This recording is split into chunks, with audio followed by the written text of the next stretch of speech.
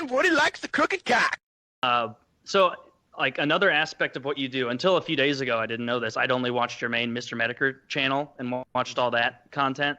I just in the last couple of days discovered the blood sports thing, and it is, like, I was trying to, like, jump into a stream and figure out what it was about, but there are so many characters. There's so much backstory. There's so many people in the call. It's like, God, I need to, like, set aside a weekend to try and figure out what the fuck is going on. Can you And one of the big, and it is very entertaining. I like the like very combative shit. You're hilarious on it. But a guy I don't know. I still don't fully understand. I know he's a political figure, like alt-right kind. I think alt-right. Baked Alaska. He's the big thing as of late. Could you give me like a download on what is going on with him? Because it seems like the whole blood sport arena is just, knee deep in him right now. Lay this whole thing out for people that aren't familiar with blood sports. Yes. Sure. Blood sports is just the dumb gay little nickname that it's been given, but it's a stream where people come on with a heated confrontation. That's really what it boils down to. You can think of something like almost like a Jerry Springer, a Maury Povich, a Richard Bay kind of type atmosphere. They've had some interesting matchups. Tariq Nasheed went up against Jared Taylor, so you've got somebody who's more kind of like a black supremacist than a white supremacist going at each other. And Tariq was funny. I mean, he actually said, and this is almost a verbatim quote, "My dick is a weapon of mass destruction, which I will use to destroy the white race."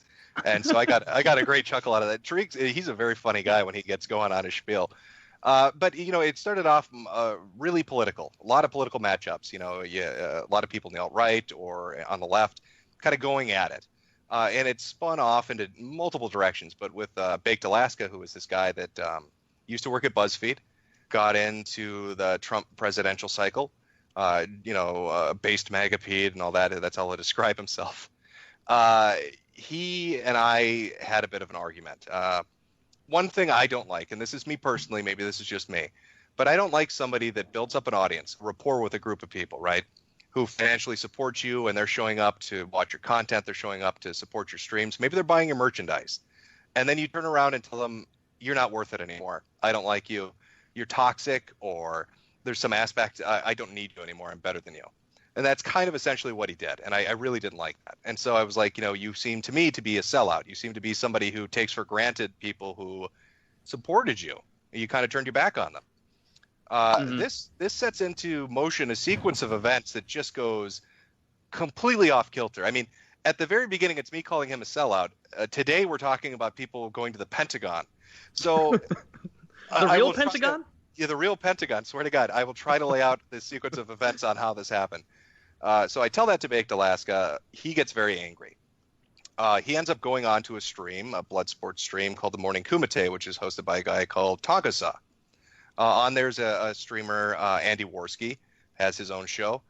Turns out Andy Worski and Baked Alaska get into an argument. Baked Alaska had him out in California. They're all hanging out and doing stuff. In the middle of the argument, right, Baked Alaska looks at Worski, through the camera and everything, and says, "Well, you're a cokehead, Andy. When you came down to California, you wanted me to get you cocaine." And then Andy responds, "Do you want me to tell people where you got it? Do you want me to name the really big streamer who's supplying?" And Baked turns to him and says, "Hey, I have records on my phone of you wanting cocaine. I have records of all of this." So that starts a whole bigger shit show, because now you're talking about, Baked Alaska's in California right now, and I'm not making any allegations. I can only tell you the people he's hanging out with. But he's in California right now trying to do the in real life streaming stuff. And he's hanging out with people like Ice Poseidon. He's hanging out with people like Asian Andy, and doing all of this stuff. So I have no idea who Andy and Baked are referring to, but I have a feeling a lot of people down in California right now aren't too pleased with either of them, because they couldn't keep their business private. So Baked Alaska gets very angry. Andy gets very angry. Baked leaves the stream. Then things start to circulate about there's a secret Discord server being run right now. People are going to get doxxed. People are going to get flagged. And people are saying Baked Alaska's behind it. Well, one of the people presenting the evidence is a guy named Zoom. Zoom says, "I have the evidence. I have emails. I can prove it." He says Baked Alaska was trying to contact a hacker. He was trying to contact a hacker. He was looking for Weave. We intercepted him. I had it sent to me instead. All this funny stuff. Intercepted him. Intercepted him. What does that mean? They hijack his SIM card? It's all cloak and dagger. Apparently, the word was out. He was looking for somebody, and somehow Zoom got in contact with him and said, "Hey, I can do this for you." I am skipping over one part. Let me back up just a tiny bit. After I called Bake to sell out, he had like a 12-hour stream where people were going insane at his house. There seemed to be some festivities going on that might have involved some recreational drugs, let's say. What could cause someone to freak out and overreact in that kind of situation? They don't like the What kind of substance? Were they throwing dollies and such? I'll tell you. One of the guys on the stream, right, is mocking chat. Oh, hey guys, it doesn't matter what you think. It doesn't matter what you say. You can't do shit to us. He accidentally tells people what his name is, and it works. In that same stream, he said something to the effect of, "I think if teachers have sex with students, they should get a pay raise." Turns out this guy works for a very conservative individual in the political sphere and the kind of radio sphere. And he said this multiple times. Well, chat was like, "We love a challenge," and you just told us what your name is, and we figured out who you work for. So they start just screwing with this guy relentlessly. So I want you to imagine this. I mean, you get called a sellout by somebody, right? And start talking about people doing drugs. And then some guy shows up on your stream and he's spazzing out and people find out who he is. He's making really weird statements about teachers screwing students. People find out who he is and they're contacting bosses and things are escalating as time is going on. Now we've got a hacker appears from out of nowhere. And he's going to turn over the evidence to Andy Worski. Andy Baked wants to come after you. I have all the evidence for it. Well, then, to follow this up, because this shitstorm, this rolling trash fire has to continue. People are like, well, this Zoom, the hacker's making this all up. He's completely making it all up. And not just that, but he's a pedophile.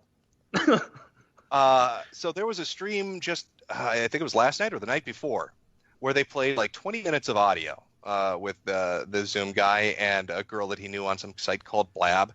Where they're talking about some really outrageous shit, talking about watching child porn together. She says something along the lines of, "You'll never make me come as hard as he did when I was 12. Just lots of really... Yeah. Oh, that's some dirty shit. That's some... that reminds me of that... What was that... was it Fight Club? Where he... yes. You know the I haven't been fucked like that since grade school. Helena Bonham Carter said that in bed. She's British, though, so to her... She doesn't know what grade school is. She had no idea that meant elementary school. But to sum it up, so people are like, "Oh, well, this guy's a pedophile." Well, his claim was, "No, I'm just trolling. This is how we used to screw with people. We'd go onto streaming sites, make outrageous claims like this, get a large audience watching, and then watch them get angry." So this starts like an inquisition on this stream. They have like 3 hours going. Finally, the girl comes on. Like they're like, "Oh, the girl's going to prove that this is true or not." And she comes on and she's like, "Yeah, we're just fucking around with you." So even I'm lost at this point. I mean, blood sports, I think it really is just Jerry Springer for the internet. I don't know how one event leads into a sequence of events like this, but it just gets more absurd as time goes on. More people get drawn into it as time goes on. More outrageous allegations come out as time goes on because people get so heated and so personally involved in it. I mean, what started as me saying, "You are a sellout, Bake, because you're treating your fan base bad," has now ended at, super hackers. And the Zoom guy said on the stream, this is how the Pentagon is getting involved, apparently, that he had like, he was contracted through the government. He had GS-13 pay ranking or something like that. And he was, top secret ranking or something like that.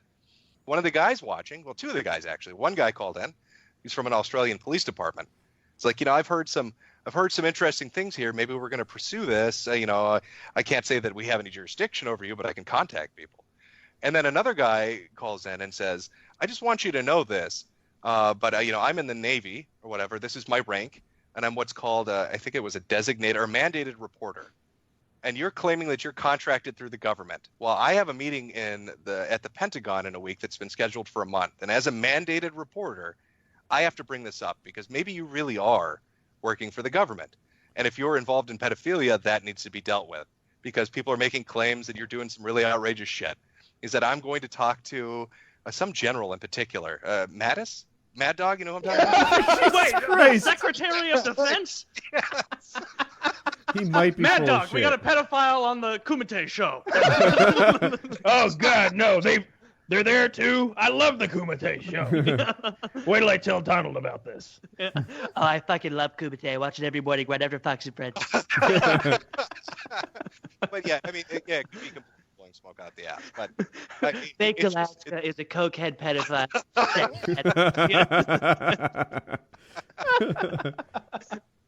but it's absurd. But yeah, it really is. It reminds me of that kind of generation of television where it was just a ridiculous story that's kind of ongoing. And I don't think it's people intentionally trying to do it. I just think it's once people get really invested in the argument, all the secret comes out. You know, these people have had me on their streams before, and they say they give me a lot of crap because they say I don't have internet friends.